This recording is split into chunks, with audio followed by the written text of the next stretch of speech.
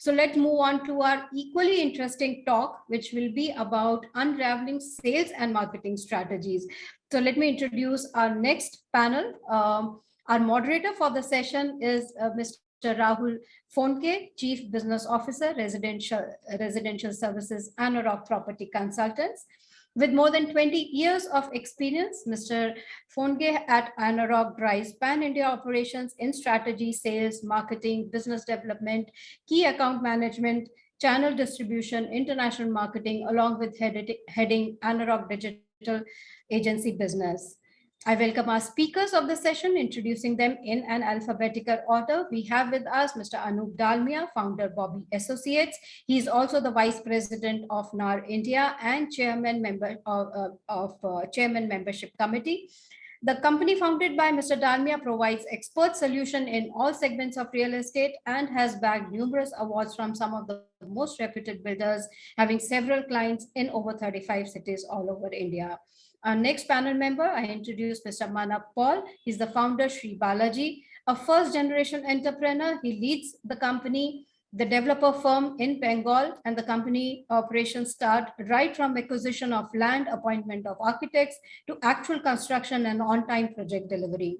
The company under the brand name Panthanibas also offers low-cost second homes projects at unconventional destinations at pocket-friendly prices with all luxurious amenities for the masses. Our next panel member is Mr. Mahesh Somani, Managing Director, Liyaans Properties. He is also President of Realtors and Estate Consultants Association of Kolkata, Reka. A passionate entrepreneur, Mr. Somani has been dealing in residential, commercial, land, hospitality, healthcare, education, retail, and logistics spaces for last 20 years. Our next panel member is Mr. Mayank Singh, co-founder Kaarryam Realty. After 15 years of rich experience, Mayank Singh founded Kaarryam Realty in 2020. His last stint was with the global real estate super brand Trump, where he was spearheading sales, marketing, and customer experience for Trump Tower, Kolkata. Luxury real estate, data analytics, sales, and marketing strategies are his forte. Our final panel member, let me introduce Mr. Pratik, Director at Tulsa Group. Pratik is a second-generation entrepreneur heading the House of Tulsa, a leading developer group from Siliguri. His leadership helped the group expand to the city of Guwahati and introduce nonsense and quality benchmarks, be it of green buildings or pre-inspected home delivery in the company projects. So this is our eminent panel. And now let me hand it over to our moderator, Mr. Rahul Phondge, to take over the conversation. Thank you, Sapna. Am I audible? Yes. Great. Thank you. I must congratulate Sapna for a fantastic moderation which you did in the earlier panel. Pretty powerful panel which you had. In fact, that defined the entire skyline of Kolkata in terms of how the businesses are going to shape up, which categories are going to come in. And that's my responsibility in terms of while at the supply level or at the directional level, when the real estate is moving in Kolkata, or probably say to a certain extent Northeast, how are marketeers or how the businesses are looking at creative sales and marketing strategies on the same. I would want to start, so probably I would look at each panelist to share their 4 to 5 odd minutes on their views. And firstly, I would like to welcome all of you on the panel. It's a privilege to handle this panel on the same. Let me start with Manab. You have been handling the affordable segment. You are being part of the second home, so to say, largely into Kolkata and East market on the same. You must be having large exposure when it comes to what is being happening in other parts of the country in the same segment. There is a powerful backing in terms through PMAY, where most of the things are favorable for you. How are you looking at, and what changes which you have done, if at all, to drive the entire sales and marketing strategy? First of all, hi to everyone. Very good afternoon. If you see, is this particular second home market, price are affordable, but let me clear you one thing. Affordable in terms of total quantum of price. But if you see, this second home is always a very luxury product. People are buying this product not with the requirement. It's basically a luxury thing. So when people are buying a second car, third car, fourth car, definitely the second, third car is always a little luxurious comparing to the first one. So second home market, the price are definitely a very total in terms of total quantum is less. Maybe as I'm offering a second home from 12 lakhs to crore. So it may sounds 12 lakhs, so it's affordable.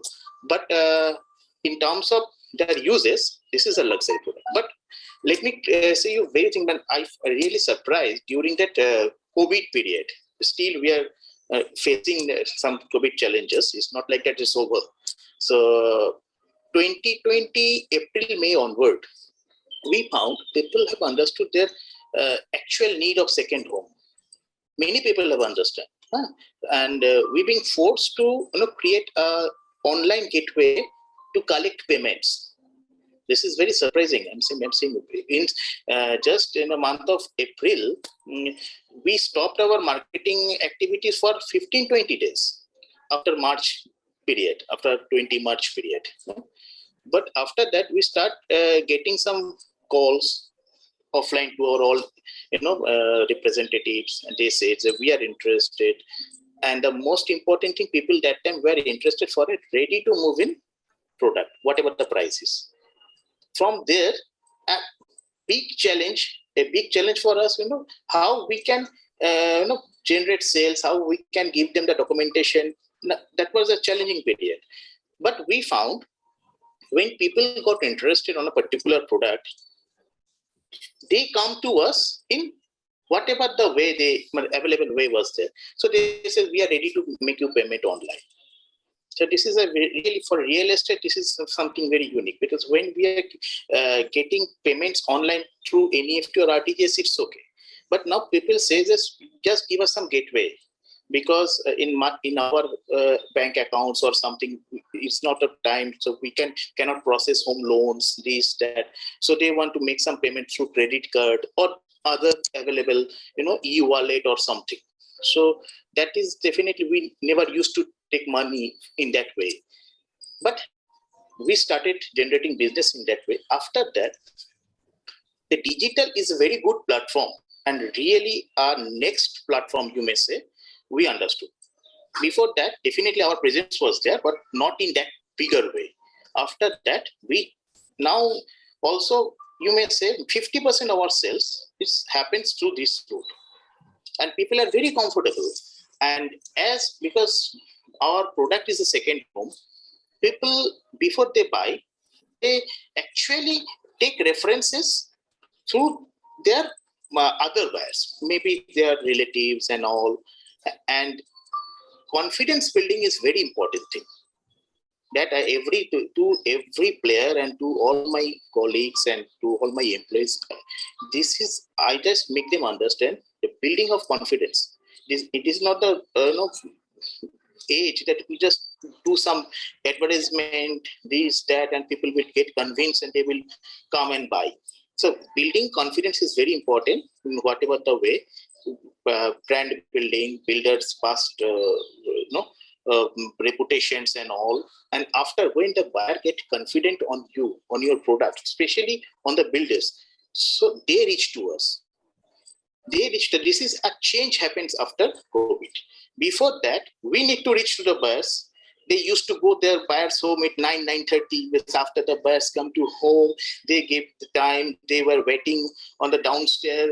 They come, they park the car, then they discuss the thing, close the sales. But now it never happens. Now everything happens online, and if the people get convinced with my product, convinced with the other factors, so everything happens very smoothly. This is a huge change happens. So now that there is only print media ad, digital media ad, and all the ads will not going to work. Definitely this is going to work, but this is not the only way.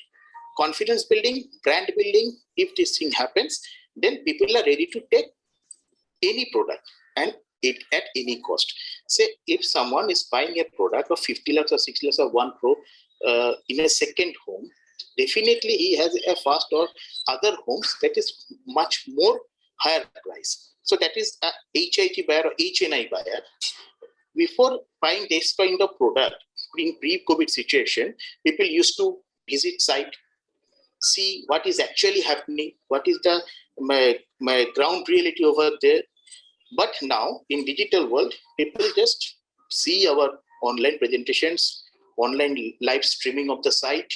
If suppose he's sitting there in New Delhi and see the live presentations of from the site, and he already have our past data, company's data, and instantly everything happens online. Fantastic. So it's a huge changes happens. Fantastic, Manab. I think I just loved the way you sequentially put it across. One is that absolutely important that you have the confidence of the customer, whether it is the fast track, the delivery which is coming across. You brought in the entire brand building so that the assurance is there that I'm with you, whether it is affordable or second home. You witnessed the increase in terms of second home post pandemic. And third one, you brought in a lot of features in terms of online booking, the entire journey wherein all the assets being created online, so that brought a lot of convenience for the customer. I just wanted to extend that point for Mayank. Mayank, I know you are being a superstar when it comes to Trump. I know it's a flamboyant brand wherever it has come across in any of the city, whether it is Mumbai, whether it is Pune, and in Kolkata. I know for the fact that a lot of head turners which had happened. It was a disruptive strategy that Kolkata having a Trump. But what has been your experience? You have launched brand. You have been into the market for some time. I just wanted to pick your brain in terms of how the post-pandemic, the entire digital has taken over the entire customer behavior or convenience. So good afternoon, everyone. Rahul, let me first start by saying this, that when pandemic struck in March 2020, I think for first 15, 20 days, all of us were like stuck numb. No one knew what to do. We all were like totally taken aback. As Manab rightly said, all of us stopped marketing. Marketing budgets were like, went to just rock bottom. All hoardings were put off. There was no campaign, nothing was happening. See, India as a country, as Indian consumers, we have habit of experiencing everything. If you would have read book of Mr. Kishore Biyani, he specifically says that in India, even grains are sold after experience. Nowhere in the world you would find grains being sold loose in supermarkets. But in Indian supermarkets, they sell loose grains where you can pick and choose different types of rice, wheat, dal, whatever. You choose the quality, feel it, and then you packet it for yourself. So when Indian consumer buys stuff as small as a dal chawal, they want to look, see, feel, experience, and then choose it. And real estate historically has been a feel kind of an industry where we have experience centers, model flats, site offices, ready products, ready to complete products. In that scenario, without a visit where a person is like stuck in his home, how will he be able to make a decision? This question, it was like light years away. We could not even think that someone without even going to a site or having a visit done, he will be able to make a decision. He might select, he might funnel down his options. Okay, he can do his R&D, but making a decision was something which was thought very far-fetched. But then I think a couple of things helped. The entire world has got on hooked to apps in last couple of years, be it Ola, Uber, Amazon, Snapdeal, Flipkart, Netflix. So that app thing I think helped a lot. Our industry, as I would say, took a huge turn in kind of implementing a lot of technologies, as Manab was saying. So there were industries, prop tech companies, which came up with solutions wherein you could, starting from getting the lead, fixing the visit, doing an online virtual visit, to showing your site, showing your experience center, showing your model flats, everything was created seamlessly in one platform, till the extent of getting your token application money in your account. So that experience was created. A lot of developers kind of took that approach. Some even kind of improvised on what they could do with this, and that thing was taken in a very good way. And there are many people I know, they have done better numbers during COVID than pre-COVID. I would say except April. I think except April, May onwards, collections were taken in a good manner. Bookings were happening. Yes, those bookings came with the condition that if the person goes to the site and if he might not like something in reality, he can cancel. But those numbers were very far, very few, can be ignored also. That big change happened. Also over here, I think a great thanks to the customers who actually kind of took one of the biggest decisions of their life in that pandemic situation, on online basis. Because how buying a house, which happens to be one of the most precious and expensive thing for an individual, taking that big decision where the entire family is involved. Home buying in India is an event. It's not a transaction. It's an event. The entire family is involved. The first generation, second generation, the younger generation, bringing all that into one place, and they taking that decision of buying such important thing, I think is also very commendable. That one thing, I think that change took over the market, and after April, May onwards, things were like getting better by the day, and the change was very welcome. As far as my personal experience is concerned, during that period, we also could close some big ticket transactions, say starting from 7, 8, 9 CR to up till 30 CR, in which most of the work was done online. Yes, the last mile handshake happened offline, but 80% of the transaction took place on the virtual platform. So I think that change post-pandemic has been a great change for the industry, and now I think it will become the way forward for all of us. And we have to keep on thinking this way, that if something happens, why do the customer has to come to the site? Why can't we go to them, be it virtually? So that change definitely will now be a part of a thought process of all the people in the industry. Interesting, Mayank, and I loved it when you talked about post-pandemic. There was a smart, natural migration which happened of customers towards apps and consuming content over digital. It also helped marketers to do their pre-work so that when they come to have a physical, which is a traditional way of buying real estate, they are already being primed. And Correct. Developers which otherwise being hesitant to invest into digital platforms or technology, they started investing because that became they were left with no other option. Absolutely. So absolutely. In Calcutta, I can tell you for the next 3, 4, 5 months, maybe there were no hoardings of real estate. There were no hoardings of real estate. There were no ATL happening. There was no BTL happening. The only ads that we were spending on were digital ads. Correct. I also love the way you talked about the entire journey you managed to track it. And that's my next question to Mahesh. Prop tech companies have smartly looking at the entire journey. There has been smart attempts which had happened. And I know it's a traditionally offline setup wherein people would like to look physically, see, discuss, have multiple visits, gets convinced, and then, final purchase, which happens on that. How do you see the new age prop tech are actually helping developers as well as buyers to bring in that, convenience, to increase the velocity on the same measure? Thank you, Rahul. This is indeed an honor to share thoughts amongst you all. Thanks to Realty Plus team for the invitation. I would suggest like the innovations the kind of prop tech companies are doing. It's basically the old products in new variant of bottle, if you say like this. Because to some extent you can find the innovations.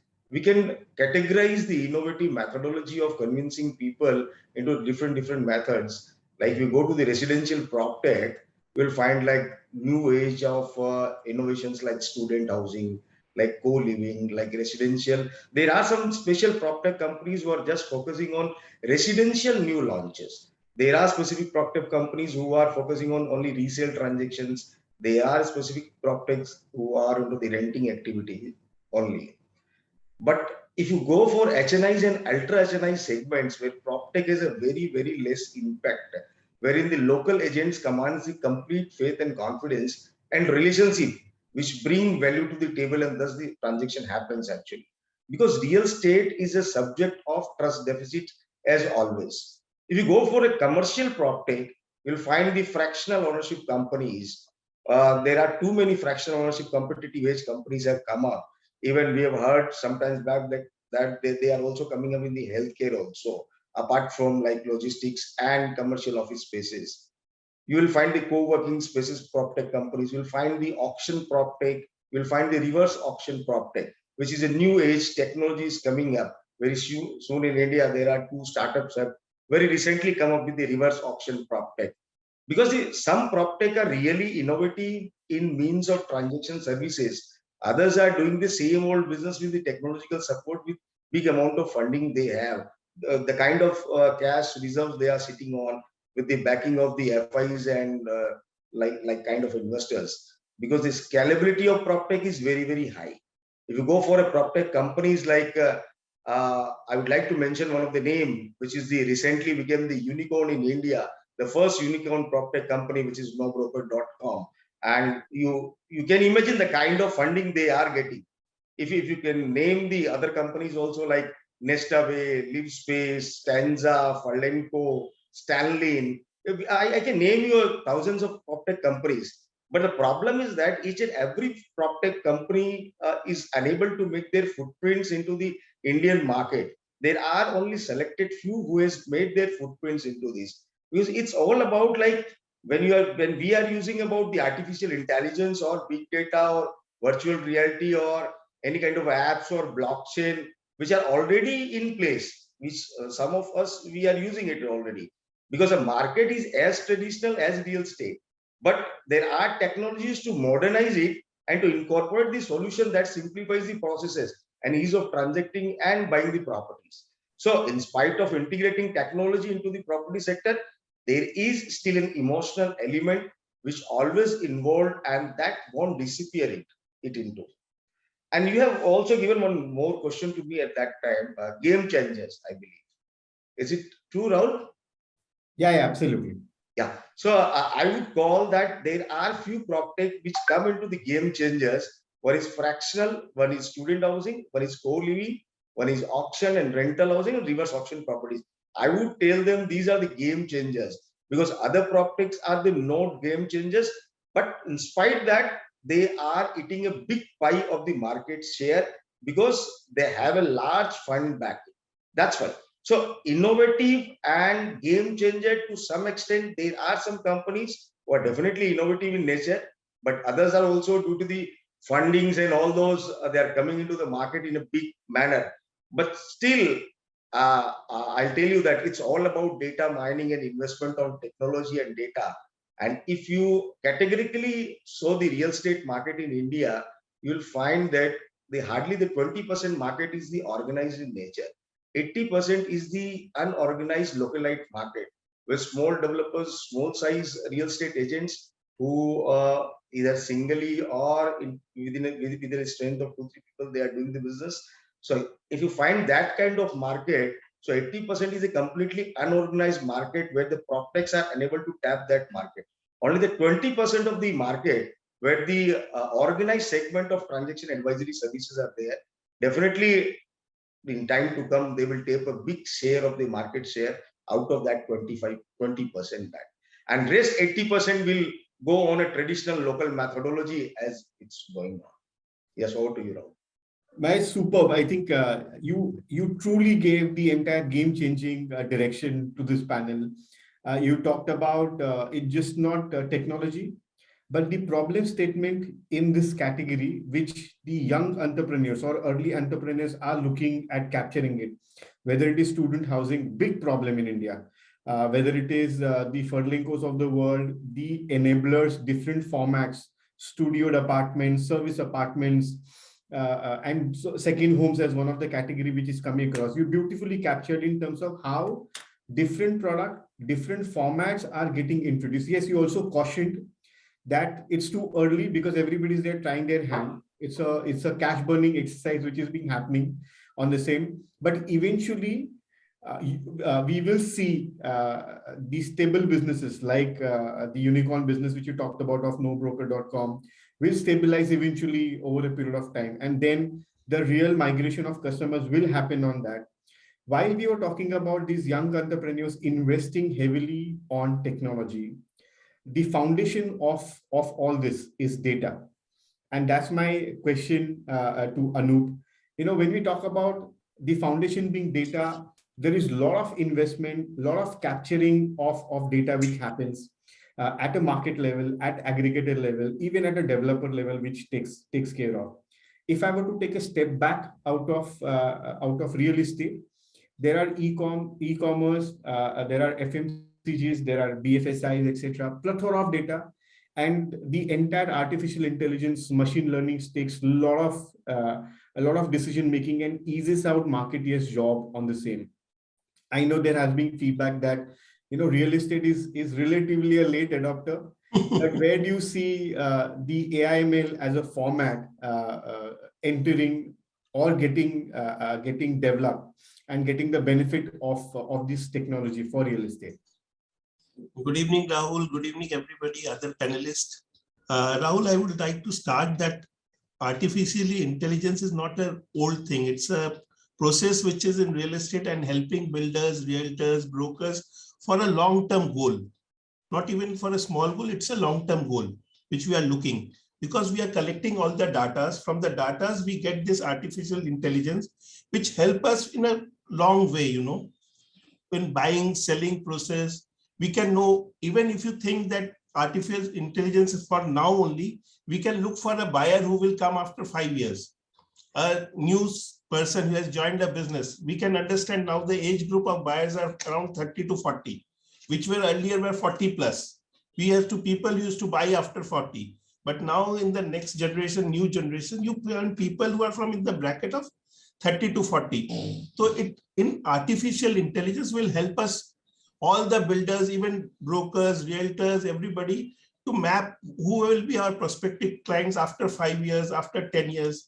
And if you think of investors, if you go for a ROI deal, whatever deals, if you are buying also, so AI platform can help you what will be the data of the property, how is the structure of the property. If I take X property in Calcutta, what will be the investment there, if the bank will be staying for a long time or not, whether the bank is taking a property of 3,000 square feet, might after 10 years, they might go for a 1,500 square feet. Things can, this all methodology can be changed by artificial intelligence. It is a very helpful mode. We can say in long process, not but slowly we can gain. If you are going to look for a flat, we have got different varieties of people who might be looking for a 1 BHK, might be looking for a 3 BHK, and might be looking for a 4 BHK.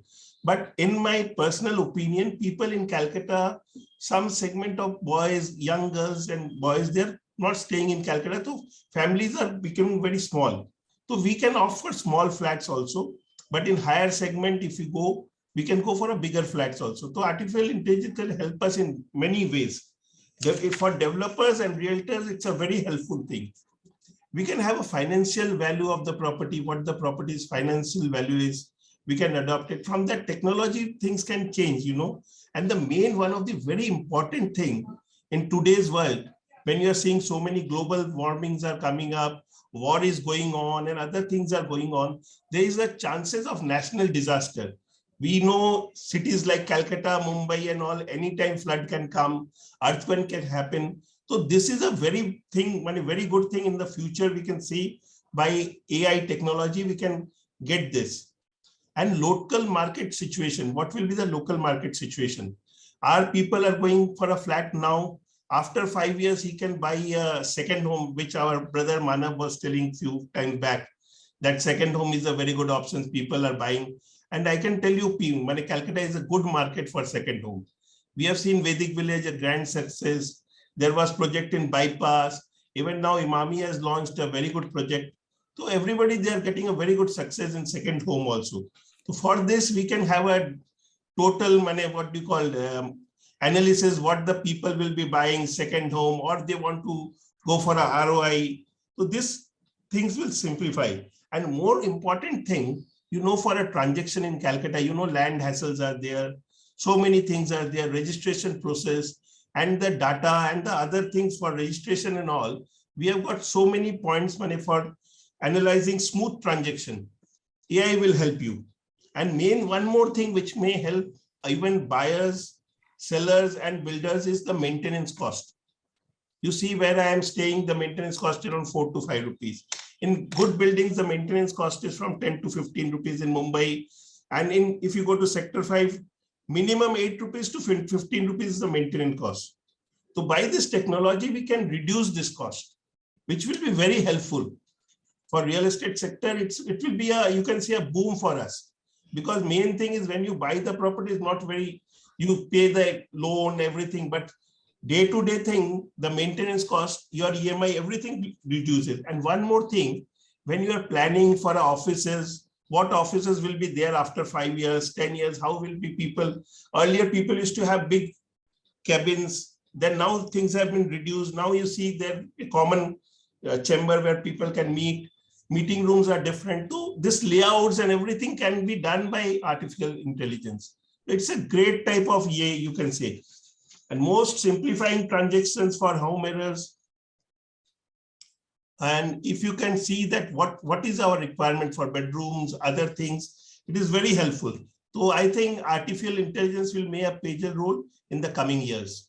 So in short, what you're saying is that don't go by gut, support it with data and technology. Your life will be much more simpler. Yeah. The cost of acquisition you can control. Machines will start throwing you insights, which actually give correct predictions, what kind of a product you should be designing, what pricing you should be matching, who should be the customer, and what is their behavior you can start predicting, and so on and so forth. It's a fantastic one. I know we covered the Kolkata market, we covered the second home, we covered the affordable. I think there is the youngest panelist whom we have it. And typically, honestly speaking, I don't get exposure of that market, which is largely Northeast. Pratik, coming to you, while we talk about majority of our discussion is largely restricted with Mumbai, NCR, Bangalore, Hyderabad, and I'm sure there will be a lot of insightful things which is being happening in your region. Tell us more about that. Very good afternoon. Thank you for having me. I think I learned a lot today. This has been really, really phenomenal discussion. Any Northeast part or small tier 2, tier 3 cities are no different than any of the metros we speak about. Marketing and sales and strategies are predominantly the same. When we understand, we need to take care of a couple of metrics here. One, we believe that the buyer's demographic is gradually reducing in age. They're getting younger by the day. They're taking time to take their decision to purchase, and they are being well informed before the conclusion or the conversion happens. So marketing and sales actually has three major facets. One segment is the awareness. The second is the communication part. The third is the conclusion or the conversion part. In the awareness segment is where all the digitalization has happened, and that is perhaps common across the length and breadth of the country. You have ARs and VRs and websites and digital way of connecting. Those things are there. But the challenge or the interesting things happens in the communication part. Earlier, it was one-way communication. You had hoardings, as Mayank sir mentioned that COVID took away all the hoardings. The hoardings were one-way communications, but today we have a dialogue. Our customers get into chats with us, and these chats sometimes continue for months before they actually get influenced to purchase. And after that dialogue, they move towards the influence aspect, where they really wish to compare the product with everything else they have seen in the market today, and it needs to suit their budget, their taste and expectations. So here is where the influence part has come, or the change has come. And that is where the flexibility lies. Other than that, I think the conventional model of marketing still remains the same. Most of the developers today are adopting the D2C model, direct to consumer model, as we have seen in the retail segment. So having our own digital space really has helped us convert better customers and have long-term relationships. To give you a number, about 70% of our sales actually come digitally. And that's how strong the impact of digital space has been on our lives. And the next segment, the next aspect added to the markets is the influencer market, wherein a customer is more influenced or motivated to take a property given who and where their friends and family live today. So if they are closer to that proximity, the chances of conversion gets higher. So that is also one segment where we have started paying more attention. So more of content marketing is towards having existing customers lament their part of the story as to what has helped them make their choice of choosing this product over the other real estate space.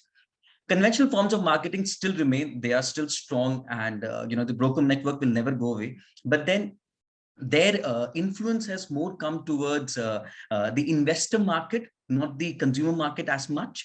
So together, hand in hand, this process will continue. And I'm sure this phygital model of having a digital experience know-how first, gradually converted into a dialogue with a proper site visit where they check everything. Okay, I saw the swimming pool, I saw the size of the clubhouse, I saw all the amenities that you have to offer. I've compared this product with ABC, and eventually, the proper society who lives there makes the buyer's decision. Secondly, this, as Anup sir was mentioning about AI, I would like to bring in data back here. This data simultaneously has helped us design our projects further.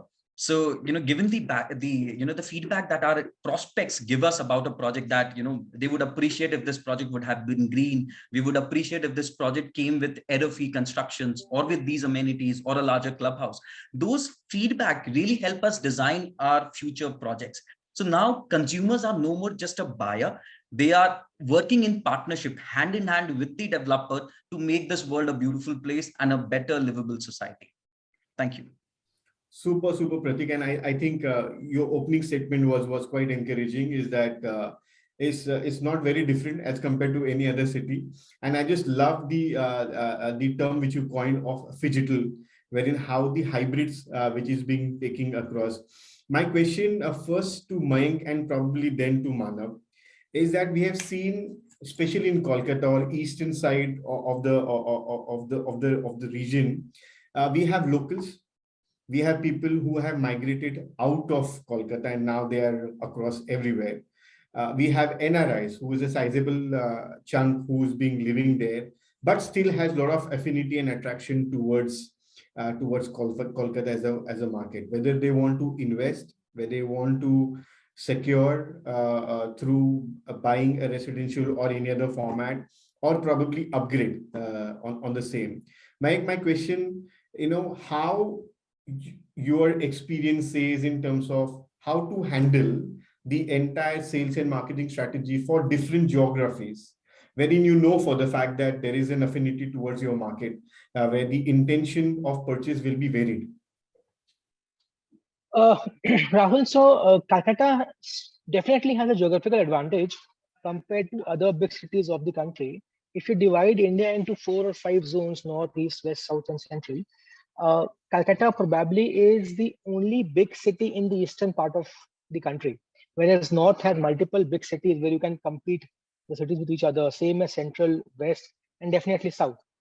Calcutta happens to be the hub of all the eastern India. The next big city is like too far away.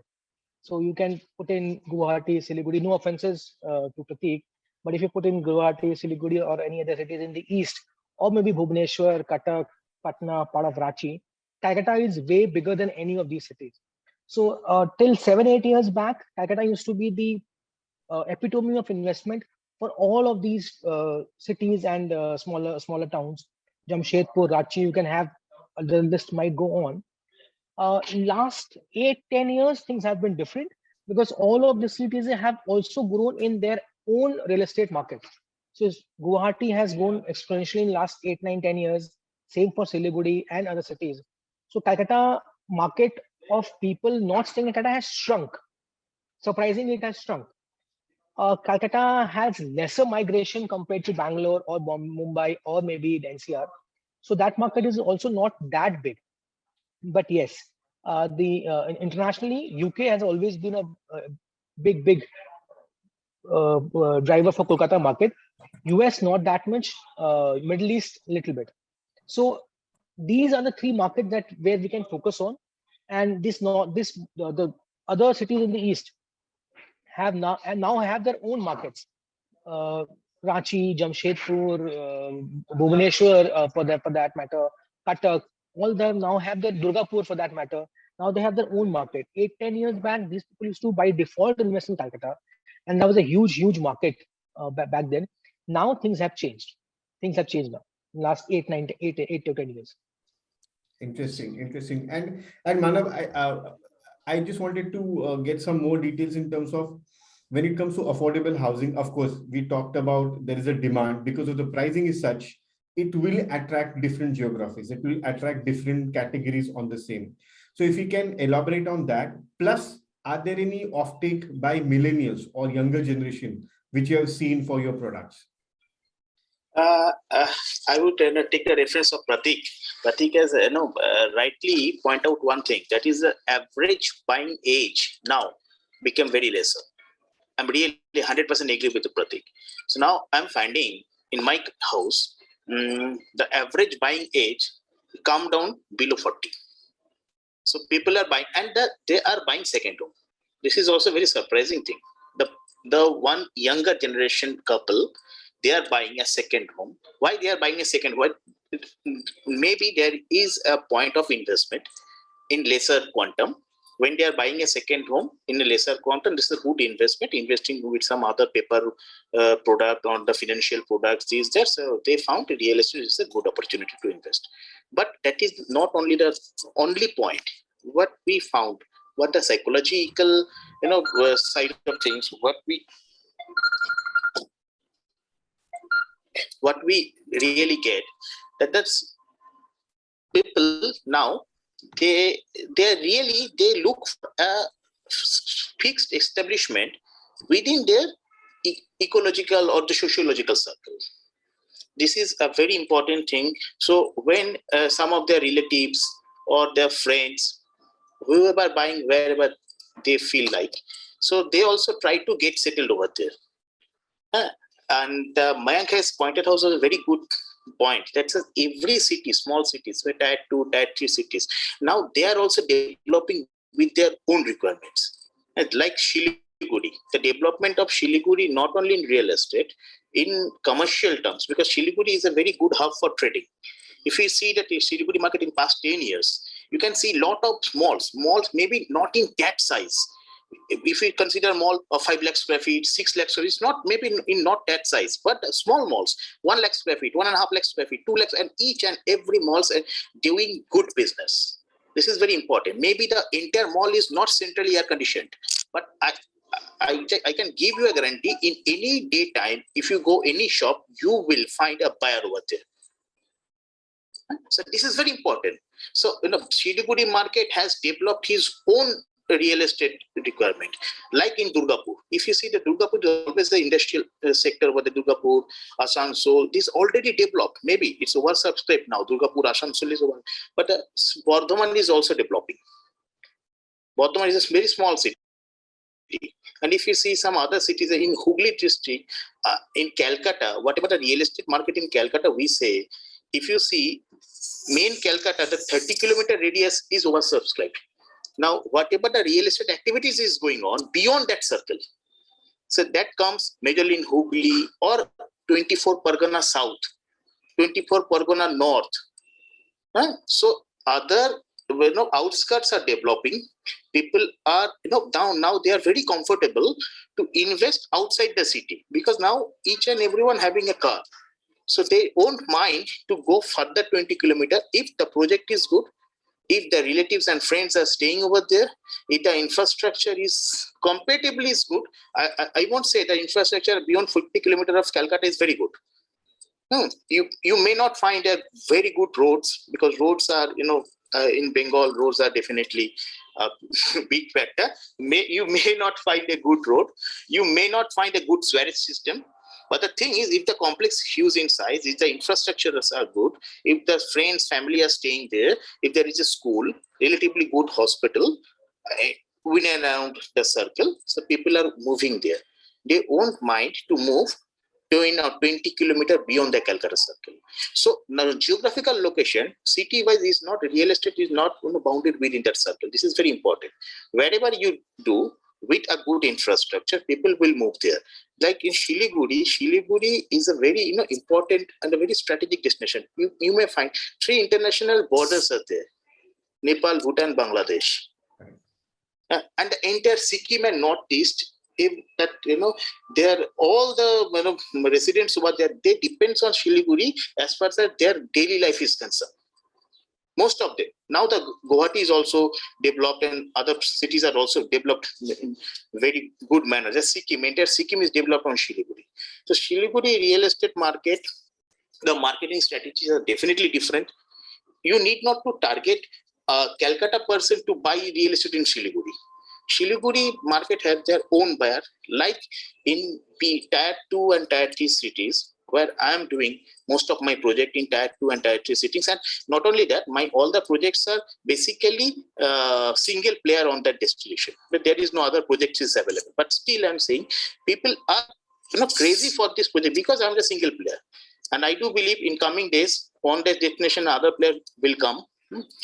But people are moving. Now people are not only crazy about the geographical destination. They are going to other destination.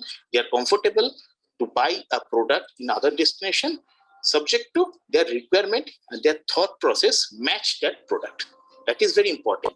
Whatever they are thinking, whatever they are dreaming of, if the project is able to give them that same thing, so they will go for it.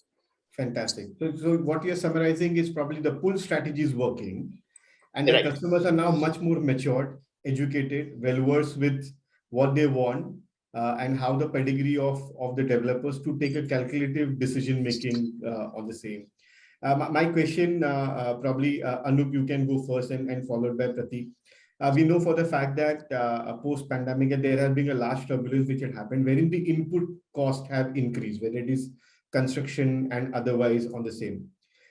The natural, the style of any developer is to cut and optimize the overall cost.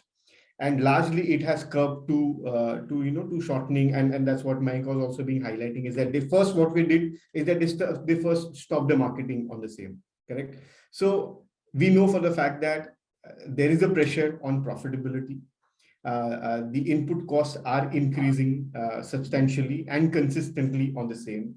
How do you see the challenges which the sales and the marketing form of the organization will face to dealing with further cutting or optimizing costs consistently to maintain or survive on the profitability of the project?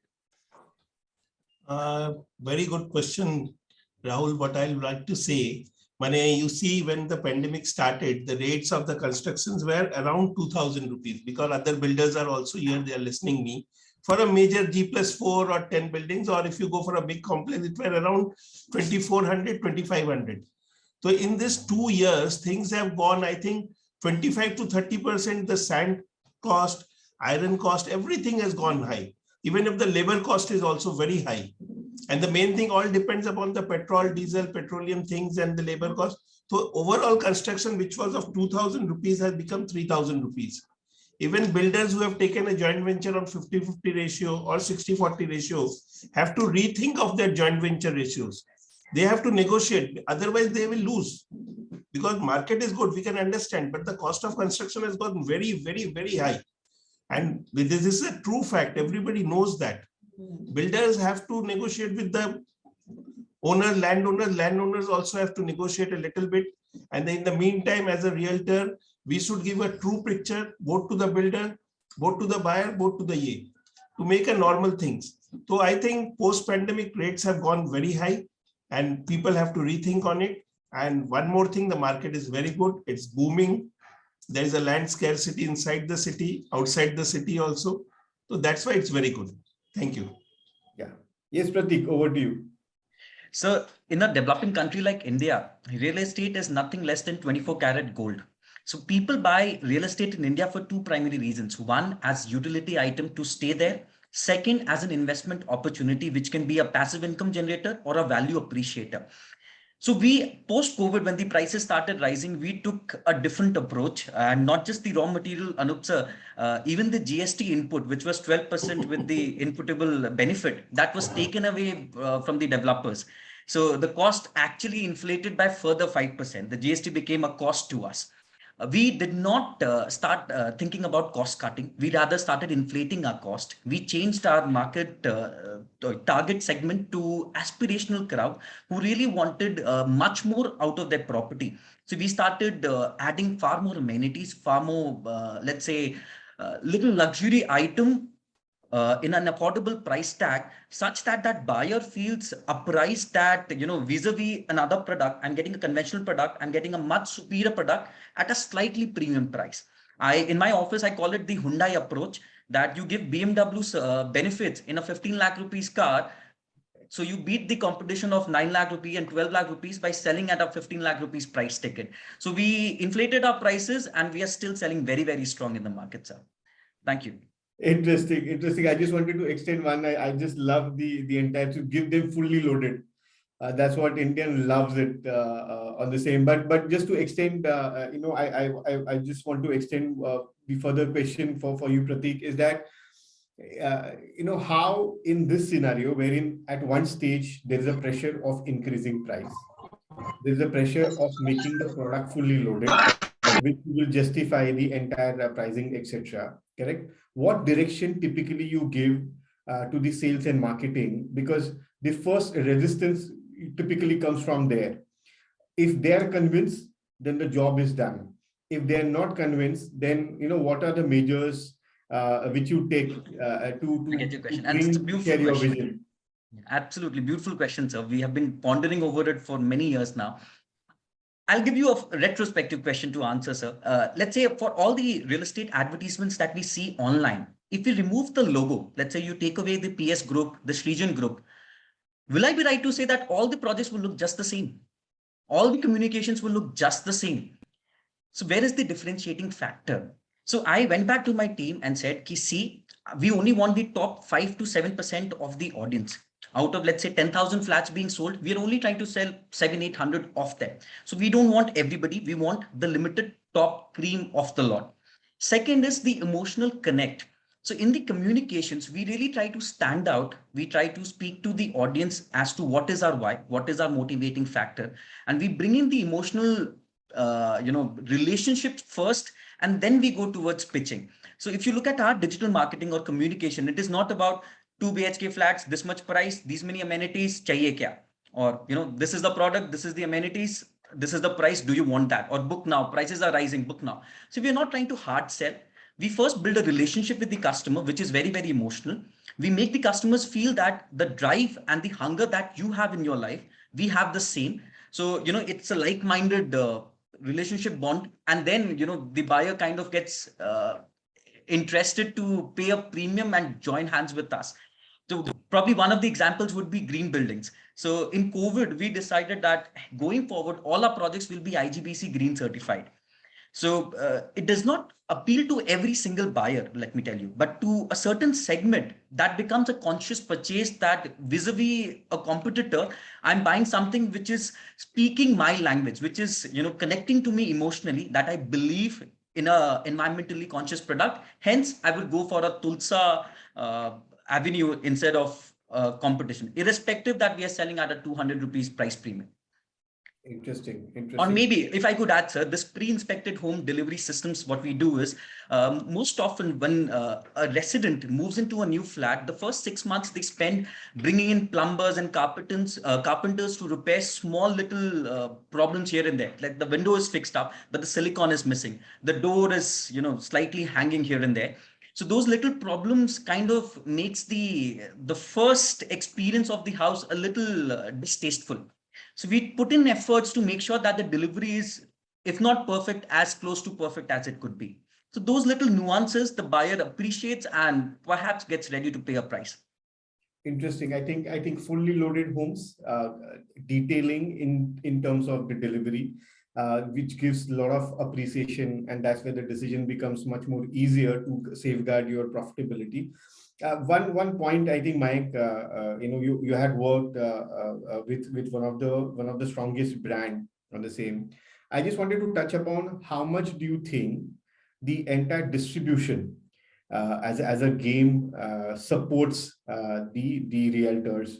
We heard 50% contribution coming from digital. We heard Pratik talking about 70% contribution coming from digital or so. We've got a huge broker network. We got huge channel partner feet on street, which is being there. And majority of the time, it was the customers who swear by these brokers, and they are the actual influencers when the decision making is being happening on the same.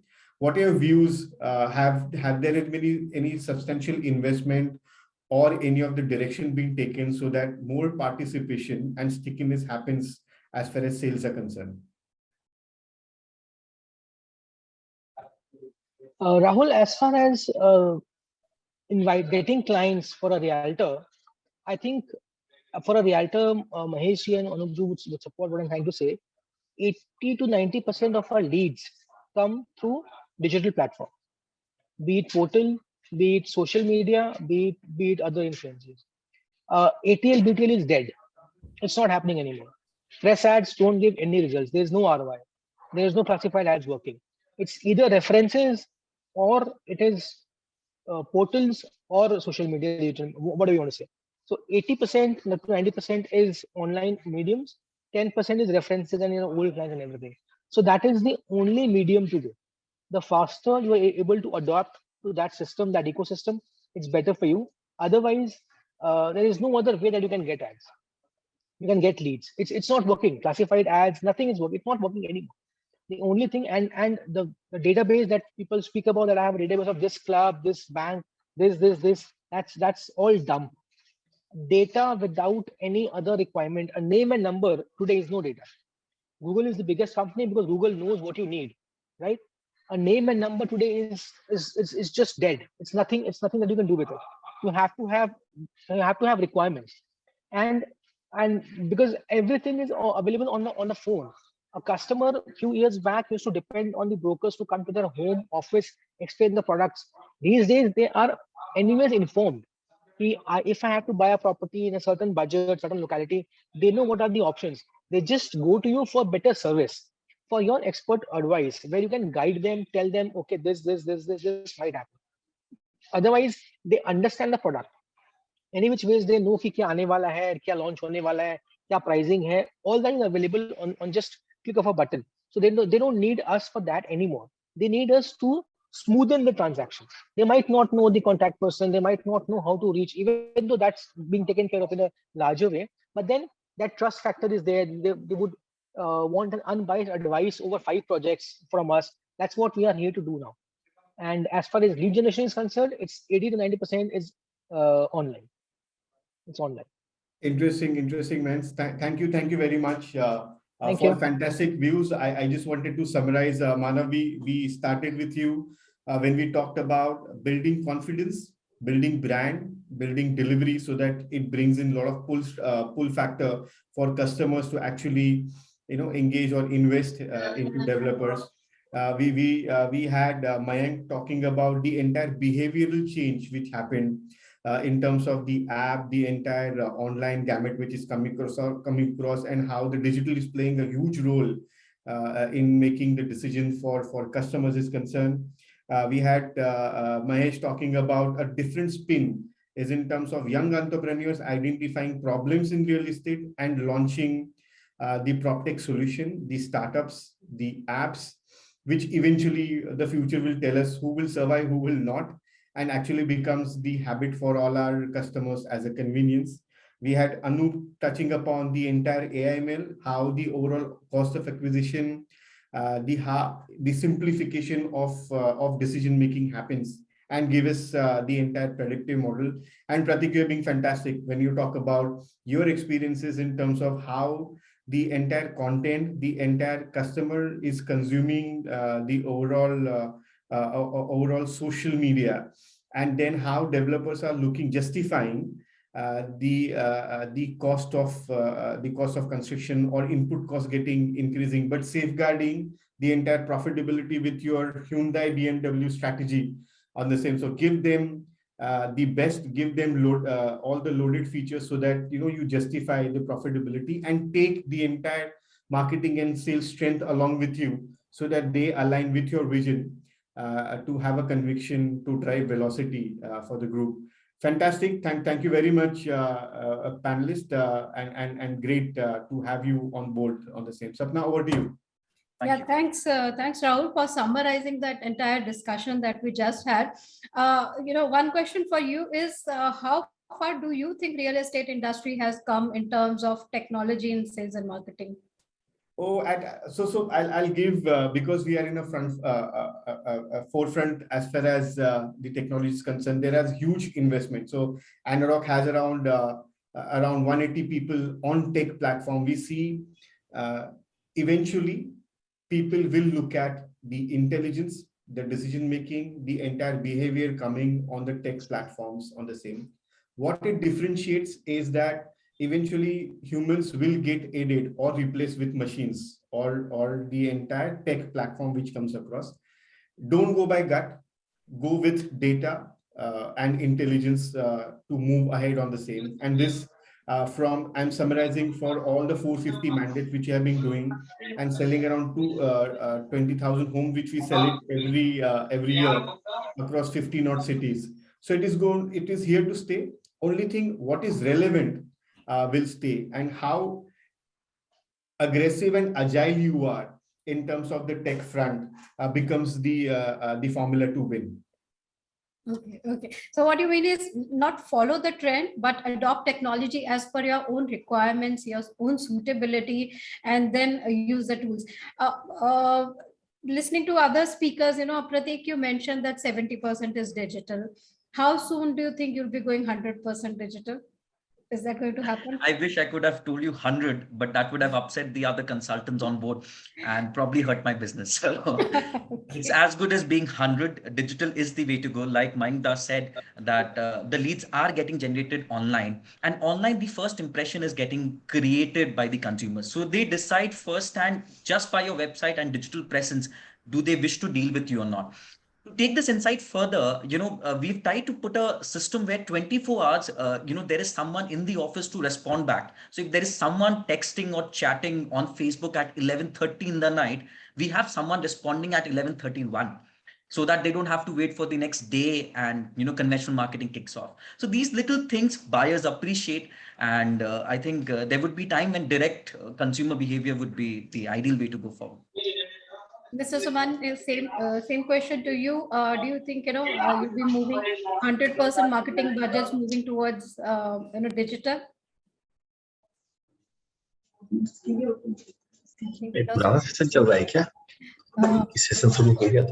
Dalmia, I'll take it to you. I think we have lost Mr. Somani. How much, the percentage of your marketing budget going towards digital, and is it going towards 100% any time soon? Mr. Somani, and then we'll have it from Mr. Dalmia. Sorry, there was some connectivity issues actually. Yeah. So at the moment, it's 70 to 80%, as Mayank rightly pointed out and well deliberated by Pratik. So it's currently 70 to 80%. See, it's not about 100% budgeting or 80% budgeting. It's all about whatever leads we receive of the 80% also. If we don't churn those leads also in next 1 quarter or 2 quarter or 3 quarter. So because today's lead can get converted after 6 months or 1 year also. So the continuous churning of leads by the data coding team is very much important, because the fresh leads may be 70 to 80%, but ultimately in turn, if you see in a year, it would ultimately become 100%. So investment would be on 70 to 80%, but ultimately the conversion ratio would be on 100%. Okay, 70 to 80%. Mr. Dalmia, what do you have to say? Your marketing budgets towards digital. Yeah, sorry. Yeah, Sapna, what I was telling, I won't think 100% will be a very easy job, because a human touch is always required to buy a property. And we realtors give the base human touch. Until a human touch is there, to buy a property totally digitally, I won't think is... it's a dream, you can say, but it's not reality. A human touch is always required. Okay. Thank you. Okay. Mayank, what do you have to say? Yeah, Sapna, so I would like to ask you a question.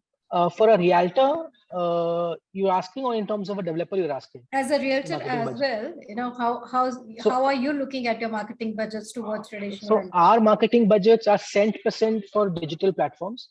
This could be portals, this could be social media marketing. Yes, my sales might be 70%, 80% online leads, online leads, and balance to references and other human interactions. But my budgets are all only for digital marketing.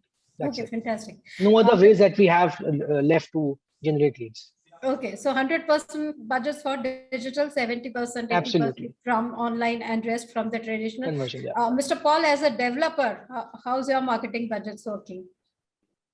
I would say that definitely, considering today's market scenario, I've never put my 100% budget to digital. 70 to 80% leads comes from digital. That I agree with each and every speaker of this panel. But still, I believe in 360 presence.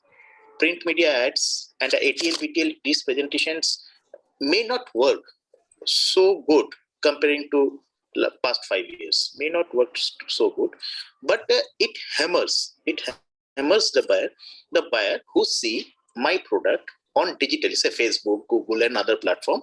And when he's moving to his office every morning, he see on the bypass, on the main banner, my projects as standard. So it hammers him.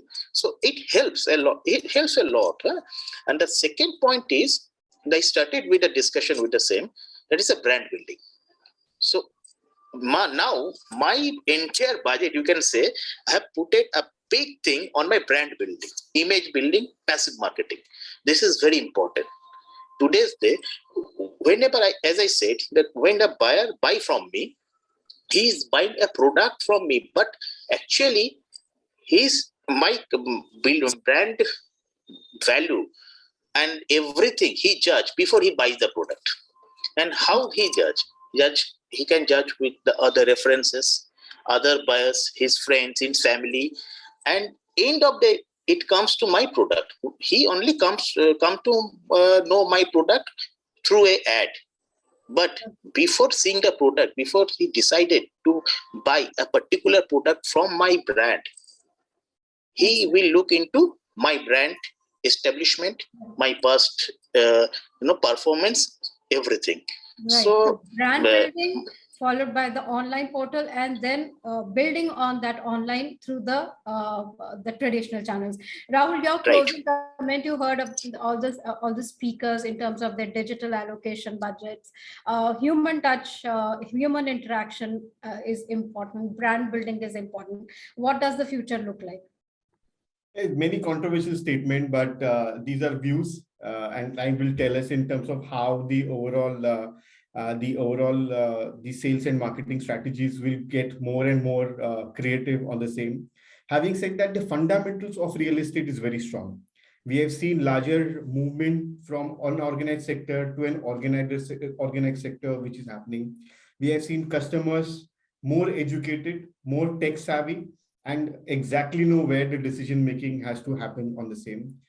There are customers who can buy or consult from anywhere of the world, which is no more restrictions on the same. So in and all, it's a favorable environment. It has been a fantastic foundation on which both developers as well as the customers are on the platform. It's just a matter of is in terms of who takes the advantage, who has an ability to aggregate, and who can mobilize and simplify the overall buying pattern for both developers as well as for customers. That will conquer the overall market pie.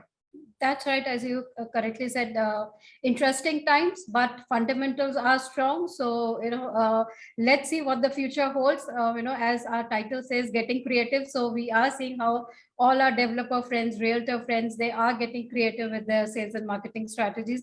So thanks everyone for being here, sharing your views, some very interesting views that we got from all our panel members. Thanks, Rahul, for that wonderful moderation and bringing out the best from all our speakers. Thanks, Mr. Mayank Singh, Pratik, Garg, Mahesh, Somani, Mr. Anup, Dalmia, and Mr. Manab for joining us. Thank you, Rahul. Thank you, Sapnaji. Thank you, Rahul. Thanks for having us. Thanks for having us. Thank you, Thank you, everybody.